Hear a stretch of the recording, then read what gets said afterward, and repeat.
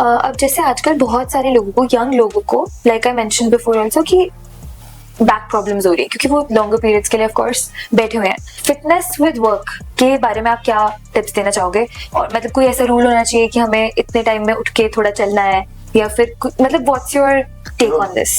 जितने working class लोगों के लिए मेरी एडवाइस है, कुछ एक्सरसाइजेस हम बैठे बैठे कर सकते हैं, चेयर पे बैठे भी कर सकते हैं।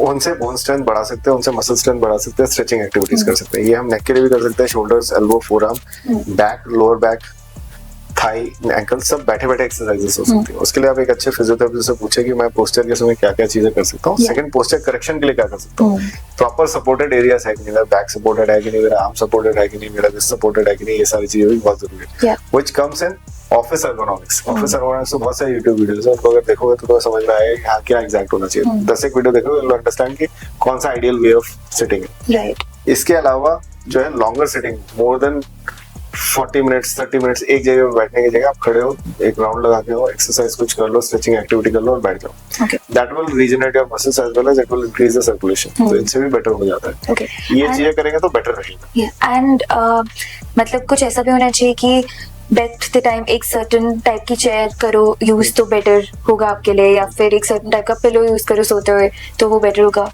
इस पे भी एक बहुत जेन्युइन सा मैं बताता हूँ कि बहुत सारी चेयर्स जो है ना ऑफिस में वो ऐसी होती हैं जिनमें कि कुछ ना कुछ प्रॉब्लम्स होती है। ठीक है, मैं एक एग्जांपल के लिए दे देता हूँ। ऑफिस एर्गोनॉमिक्स वाली चेयर्स को एडजस्टेबल होना चाहिए, हाइट एडजस्टेबल, मतलब आप अपने चेयर को अप डाउन कर सकते हो ताकि आपके पैरों की लेंथ, हो सकता है तुम्हारे और मेरे पैरों के उसमें डिफरेंस हो, ऑफिस में सॉल्व होगा, डिफरेंट हो सकता है। Should be adjustable. Arm rest भी इनफैक्ट एडजस्टेबल होना चाहिए, किसी का आर्म लंबा किसी का छोटा है। बैक के साथ हेड रेस्ट भी पीछे होना चाहिए। Chair should not be very flexible. लोग मैंने देखा कि चेयर पे लेट जाते हैं and that injures the back as well. तो बैक स्ट्रेट रखना चाहिए and your office table should be at your, मतलब ऐसे लेवल पे जिसमें कि आर्म्स पे एक्सेसिव प्रेशर ना पड़े।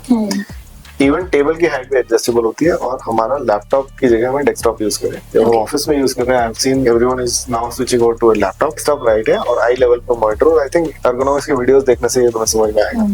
Using a thin pillow is right one and using thicker pillow और no pillow, both are wrong. Thin pillow, पतला पिलो होना चाहिए हमेशा।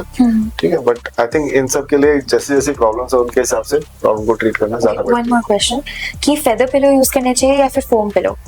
देखो, फेदर ना फोम, मुझे लगता है कि पुराने टाइम में कॉटन के पिलोज होते थे। One of the cotton India used to produce was सिमुल तुरु।